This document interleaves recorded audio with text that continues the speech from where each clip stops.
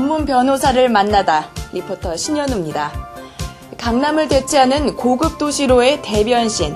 듣기만 해도 솔깃해지는 내용인데요. 재개발은 본질적으로 공익적인 성격을 갖는 사업이지만 우리나라는 철저히 민간에 맡겨지고 있어 조합원들 사이에 크고 작은 분쟁으로 인한 법적 다툼도 잦고 비리 추문도 끊이지 않고 있는 것이 현실입니다. 오늘은 부동산 전문가 선병욱 변호사님을 만나 재건축, 재개발의 맹점과 분쟁 해결의 해법을 들어보겠습니다.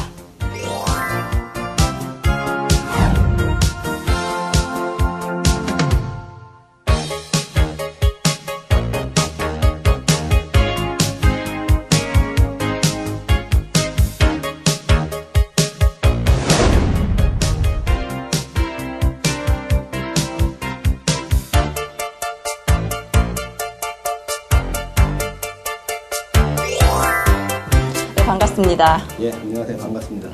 선병욱 법률사무소의 업무에 대한 간단한 소개 부탁드립니다. 네, 일반적인 법률 분쟁에 대한 자문, 그리고 상담과 소송에서 당사자를 대리하거나 변호하는 등 변호사로서의 전반적인 업무를 하고 있습니다. 특히 저는 재건축, 재개발에 대한 관심이 컸기 때문에 12년 이상 재건축, 재개발 사업 관련 자문 및 분쟁 처리 업무에 종사하였습니다. 변호사님께서는 도시재생신문의 편집위원으로도 활동하고 계신데요. 이 도시재생신문 어떤 신문인가요?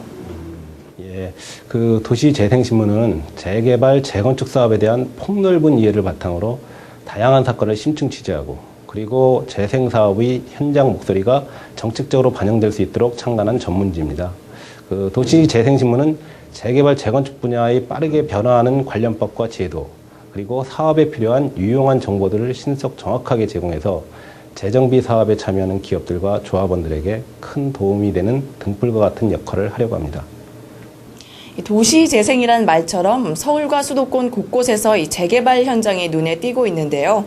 사실상 재개발 과정을 정확히 알고 계신 분들은 많지 않은 듯합니다. 이 재개발은 어떻게 진행되나요?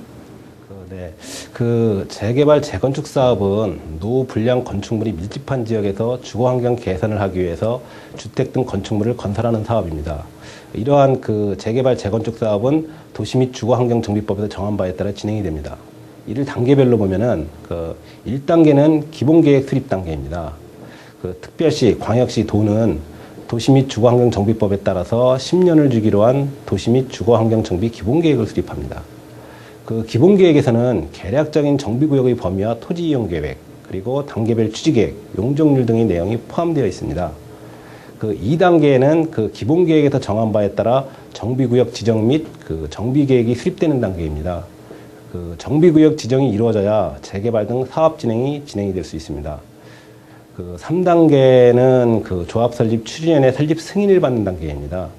정비구역이 지정이 되면 정비구역 내 토지 소유자들은 조합 설립을 위한 추진위원회를 구성해서 감독관청의 승인을 받아야 합니다.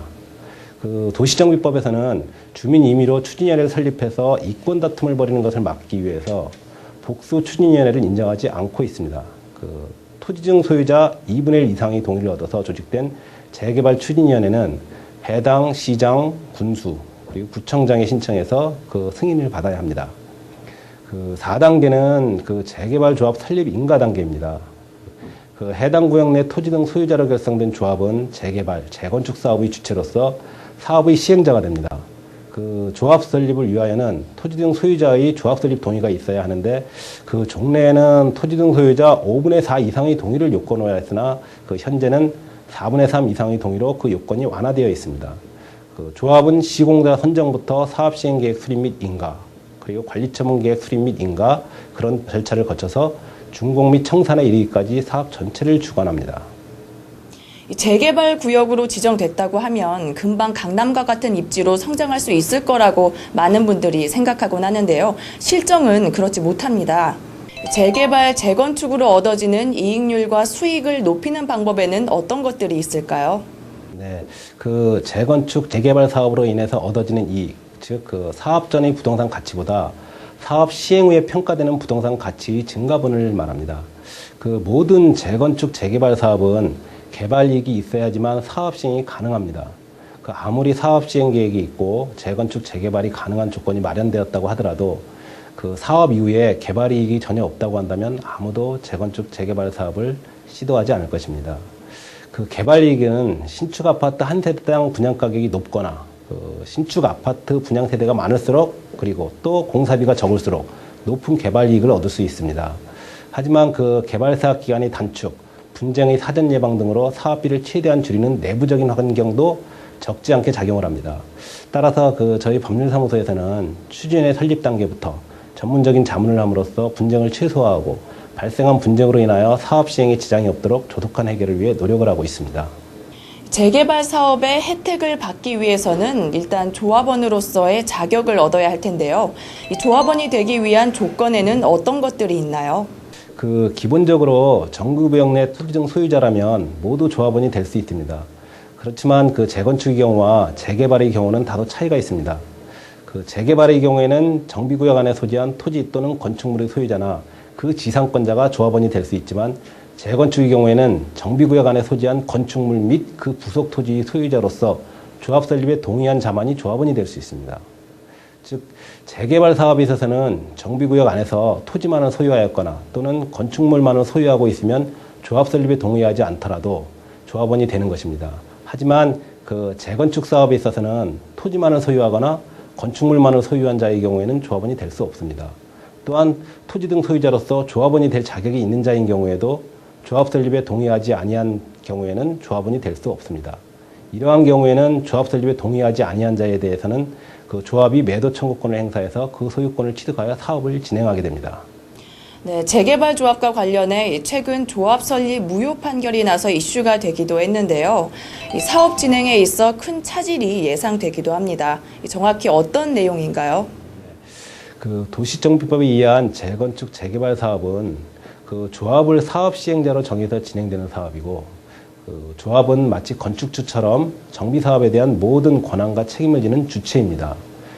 그렇기 때문에 그 만약 조합 설립이 무효라는 판결이 확정되면 조합이 유효함을 전제로 진행된 모든 사업 진행이 무효화돼서 그 영향은 막대하다 하지 않을 수 없습니다.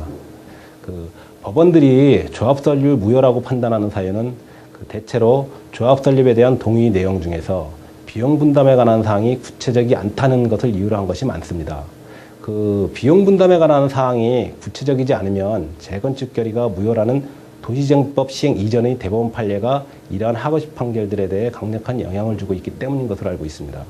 하지만 그 현재는 관련 법령의 개정으로 조합 설립 동의서의 양식 및 내용이 법정화되어 있기 때문에 향후에는 조합 설립 동의서의 양식이나 그 내용으로 인한 분쟁은 크게 줄어들 것으로 보입니다. 지금까지 변호사님의 말씀을 들어보니까 이 재개발, 재건축 사업은 무엇보다 전문가의 도움이 필요한 분야가 아닌가 싶습니다. 마지막으로 변호사님의 앞으로의 계획과 비전에 대해 한 말씀 들려주시죠. 재건축, 재개발 등 정비 사업에 있어서 변호사의 역할은 지속적인 법률 자문을 통해서 사전의 분쟁을 예방하고 그리고 이미 발생된 분쟁으로 인하여 사업 진행에 지장이 없도록 법률 서비스를 제공하는 겁니다. 그리고 재개발, 재건축 등 정비사업 이외에도 주택법에 의한 주택건설 사업이나 도시개발법에 의한 도시개발 사업 등에 대해서도 법률 정보를 제공하기 위해서 다양한 창구를 마련할 계획입니다. 오랜 경험과 담당 분야에 대한 전문성을 겸비하고 있다는 자신감을 바탕으로 최상의 법률 서비스를 제공하기 위해서 노력을 하겠습니다. 네, 오늘 말씀 정말 고맙습니다. 예, 고맙습니다.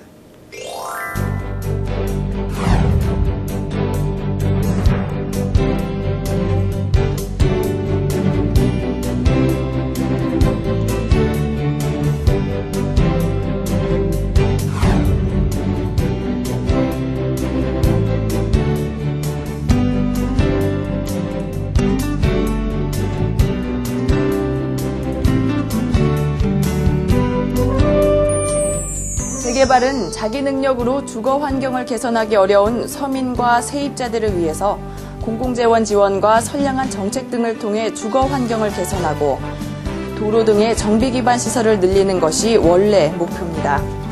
본래 취지를 잃지 않는 재개발 사업으로 서민들의 주거 권리를 보장해주는 것이 무엇보다 우선되어야 하지 않을까요?